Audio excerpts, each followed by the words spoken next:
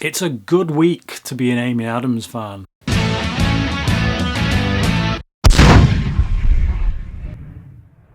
So Arrival is the latest film by Denis Villeneuve, who previously directed Prisoners, a very good film, and Sicario, an even better film in my mind, and the rather overlooked Enemy, which is also a very good film starring Jake Gyllenhaal, who appeared this week in another film with Amy Adams, who stars in this film, a very good film itself.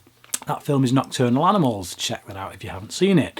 But Arrival, as I say, another very good film starring Amy Adams. Adams plays the character of Louise Banks, who is an expert in linguistics, and she's drafted in by the military when 12 alien spacecraft land on Earth at various different places around the planet. She's given the task of basically trying to decipher the language that is spoken by these alien creatures and find out the answer to the question, why are they here? Her character also seems to have this tragic past in which she was divorced from her husband and then her child contracted some kind of rare disease which eventually took that child's life. Now, I'm just going to say a few things about this film, what I thought about it.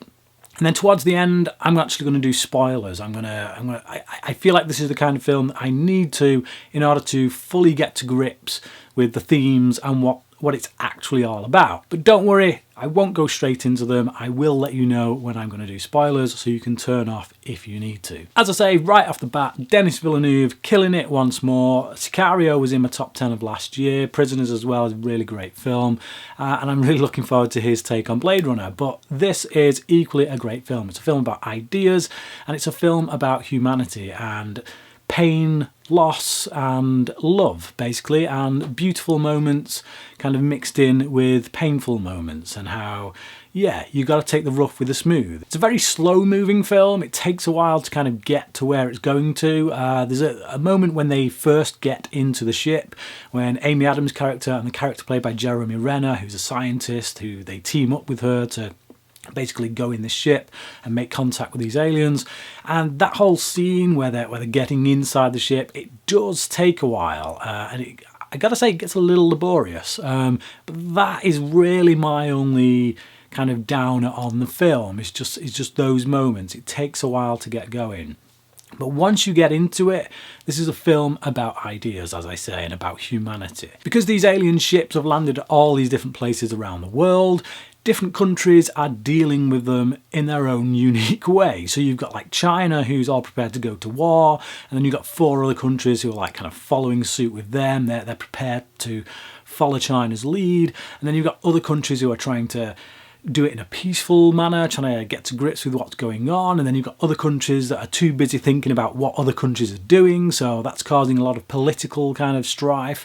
So yeah, it's a very good film that deals with what would actually be the effect of aliens coming down to Earth. But while we have all that, while we have that kind of global scale about the film, this very big picture story, it is also a very intimate film that is really all about this character played by Amy Adams. So we kind of follow her personal story. We see these flashbacks that she has to her child, to losing her child, to losing her husband, and it grounds that film. It grounds it in a very personal, intimate story. This is a much warmer performance here by Adams than the previous week's film, Nocturnal Animals. Like I said, with that film, she had a bit of an uphill struggle because the character wasn't a very easy character to like on the page, but she did very well with it to actually make us sympathise with her. Here, however, right off the bat, we sympathise with her. You know, when you start a film with your main character losing their child, that's it. You're on their side. So yeah, she's definitely a much easier character to like here, and her performance, as always with Adams, is absolutely spot on. Jeremy Renner also offers typically brilliant support.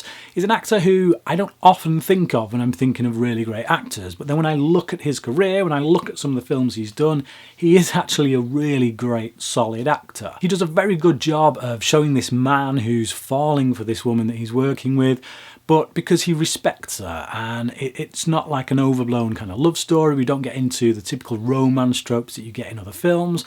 There's just a lot of subtle moments that kind of builds this relationship of respect between the two. The film does a really good job of holding the mystery, of keeping you guessing. It's one of them films where you kind of get 2/3 of the way through of it, and then you start to kind of panic because you're like, if it just keeps on going this way and then just suddenly ends, if it's one of those films where it's going to demand a second watch and a third watch and a fourth watch just to start to get to grips with it, then yeah, that was kind of worrying me because I just wasn't in that state of mind, to be honest.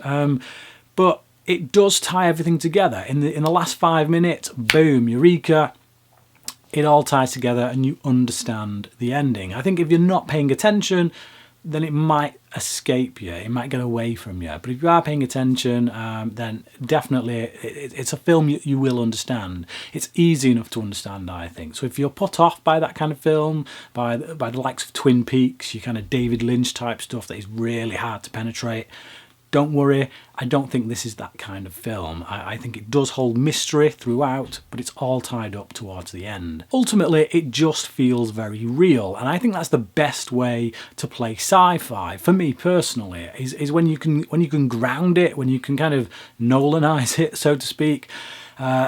It just makes it more personal, it makes it more relatable, and it doesn't feel so high concept, so out there. Like I said, I did want to go into spoilers, and I'm going to do that now. So if you've not seen the film and you don't want it spoiling, go away, come back later. There's a line in the film when Jeremy Renner's character is having a conversation with Amy Adams' character, and they're talking about language. Obviously this character of Louise, played by Adams, she is a linguistics expert, and she talks about, and Renner talks about how when you learn another language and you start to speak that language, it changes your whole perception of the world. It can completely reorientate you into a different way of thinking because, I don't know, because you're getting into touch with the way a particular culture speaks, I guess. That is deliberately set up so that we understand the payoff, which is that as the film goes on, we start to learn that these flashbacks that Amy Adams' character is having, that Louise is having, are not flashbacks at all. They are flash forwards. So she didn't lose her daughter. She didn't get divorced. She is going to lose her daughter, and she is going to get divorced. So by getting to grips with this alien language, by being able to speak it, that is how she is able to see into the future. She's able to look at time not as linear, but as non-linear. So she's able to see moments from all over the place and know what's coming, know what's going to happen. So we learn at the end of the film that obviously this character played by Renner is the guy who becomes her husband. He's the one she's going to have this child with. And he leaves her, from what we can tell from the film, because she knows what's happening. She's seen it. She knows that this child that they have, they're going to lose. And he can't take that. He really can't deal with it. And he leaves. They get a divorce. Villeneuve is definitely, shall we say, preoccupied with the darker side of humanity. So I would say that this is his most hopeful film. Now, I've not seen Incendies. I still need to see that film. But from the ones I've seen, this is his most hopeful, I think. Because as much as it has its darker elements, this whole idea that Louise can see her future, she knows what's going to happen, it's also filled with hope. It's also filled with beauty, because she essentially makes the choice at the end that actually all that pain that I know I'm going to suffer is worth it because of the moments of beauty that I'm going to get with my child, with my unborn child. Is it worth it? That's the thing, isn't it? If you know your future, if you could wipe out the painful moments from your future, then in order to do so, you would have to wipe out a lot of the beautiful moments. And that's the trade-off. Can you take the rough with the smooth? But there you go, a really great film, once again, by Denis Villeneuve. I don't think it's his best, but when you're dealing with someone like Villeneuve, that's not really a diss on the film, because he's put out some pretty fantastic work. I still think Sicario's his best. I'd probably put this second. I don't know. Enemy's still pretty good as well. But yeah, I would give this a 4 out of 5. I'm still torn. I don't know if to give it a 4.5 or a 4, but I'm gonna give it a 4 out of 5. But if you've seen Arrival, please comment below and let me know what you thought about it, and tell me what you think is Denis Villeneuve's best film. Until next time, thanks for watching.